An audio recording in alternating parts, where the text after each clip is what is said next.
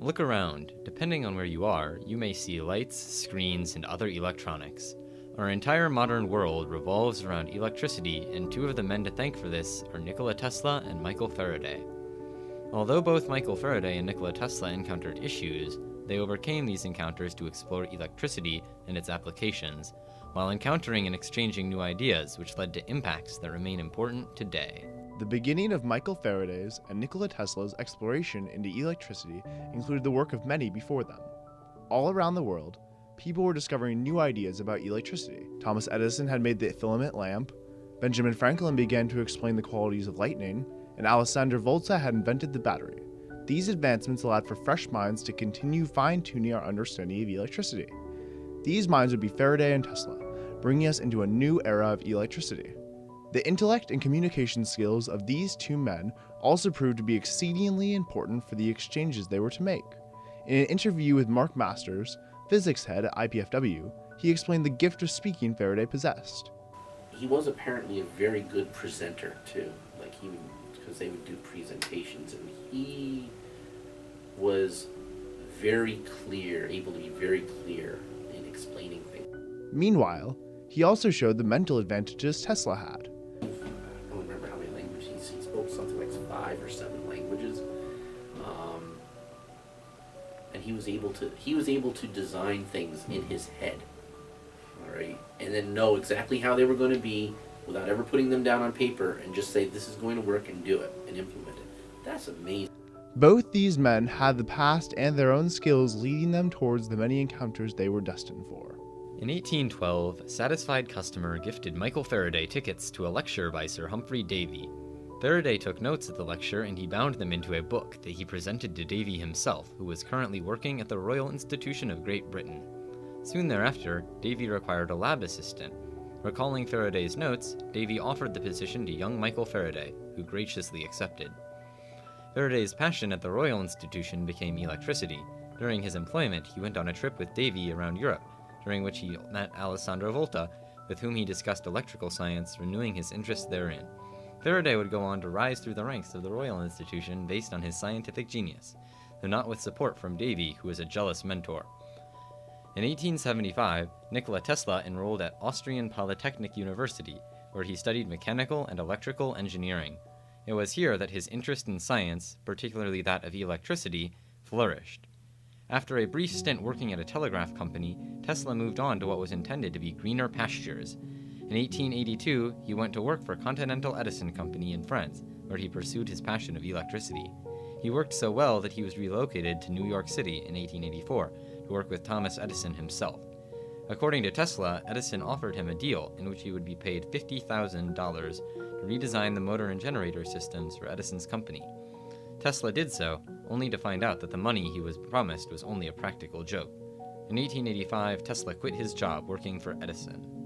In May of 1821, Michael Faraday was appointed as superintendent of the House of the Royal Institution. Shortly thereafter, Michael Faraday discovered electromagnetic rotation in the homopolar motor, one of the very first electric motors. 3 years later, Faraday was elected to the Royal Institution Fellowship, making him a full-fledged member of the organization. He used the resources of his new position to create an experiment through which he discovered the principle of electromagnetic induction.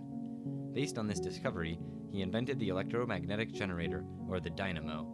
Faraday continued to climb the ranks of the Royal Institution, as he was then appointed as the first Fullerian professor of chemistry.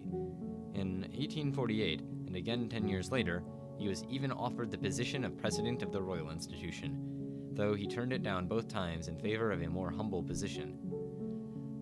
Faraday also discovered diamagnetism, a process by which objects repel magnets.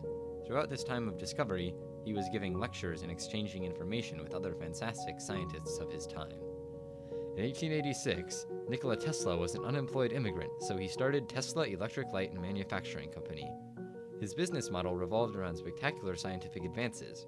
Unfortunately, investors forced Tesla out of his business when he decided to move the business model towards alternating current motors. Ironically, it was this very idea of Tesla's that led to the War of the Currents, a conflict between Tesla and Thomas Edison about the superior electricity system. Throughout this period of conflict, Tesla invented many machines to complement his alternating current system. In 1893, Nikola Tesla worked for George Westinghouse to power the world's Columbian Exposition using alternating current electricity. Later, the two worked together again to construct an advanced hydroelectric power plant at Niagara Falls, the most productive plant ever built in its time.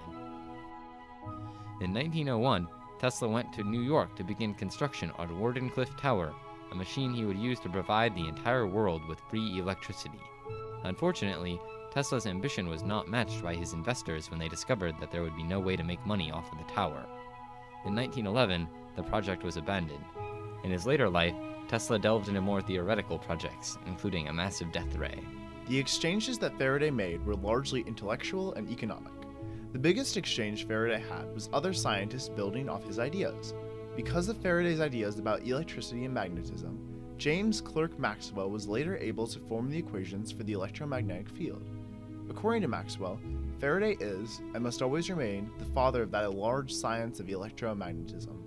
However, Faraday also released the knowledge of science to the public. Because the Royal Institution kept much of its knowledge to itself, in the correspondence of Michael Faraday it states that, following his promotion within the Royal Institution, Faraday was able to embark from the beginning of 1826 on expanding the Royal Institution's program of disseminating scientific knowledge. Michael Faraday additionally made economic changes we can see today. Well, we've got lights, right? So, everything, how much do we use electricity for at this point, right? I mean, we can thank both Faraday, Tesla, Edison, all of them, really, for the abilities that we have, that we can do all of this stuff. All of the power is based on, in one way or another, is based on Faraday's fundamental ideas that he put forth. Yet, it could be said that the long-term benefits of Tesla are even more plentiful. The impacts Tesla had on the world we have today are innumerable. Major exchanges would be the alternating current and hydroelectric power. Alternating current, Tesla's most impactful exchange, was something invented by Tesla alone. Almost all of the technology we use today uses alternating current electricity. Eventually, Tesla had 40 US patents for different alternating current generators, motors, and transformers. The exchange of hydroelectric power, which was something almost entirely pioneered by Tesla, is now growing more and more. The hydroelectric power plant was first built at Niagara Falls and set a precedent for similar plants around the world. Today, we can still see a statue on both sides of the falls. Other inventions and concepts that Tesla's advancements led to include drones, nuclear power, radio, robotics, the modern electric motor, and the remote control. Tesla had such powerful exchanges, it was said by B.A. Berend, were we to seize and to eliminate the results of Mr. Tesla's work, the wheels of industry would cease to turn, our electric cars and trains would stop, our towns would be dark, our mills would be dead and idle. When modern people look into the past and think of impactful scientists, there is no doubt that Faraday and Tesla should be part of the conversation. Despite opposition from his former mentor, Faraday became an incredible influence in the Royal Institution. He used his positions to discover more about the world. His invention of the homopolar motor laid the groundwork for modern electrical infrastructure, changing the way the world of people functions. He also influenced Nikola Tesla. Throughout his life, Tesla faced adversaries in the business world who didn't understand his motivation. Tesla devoted his life to science and forever changed the way we produce and harness electricity. Ultimately, business got in the way of his life's goal of providing the world with free electricity, though he did leave a lasting impact. Despite encounters with problems and selfish peers, both Michael Faraday and Nikola Tesla were able to leave a lasting impact on the world by exploring electricity and exchanging new ideas with others.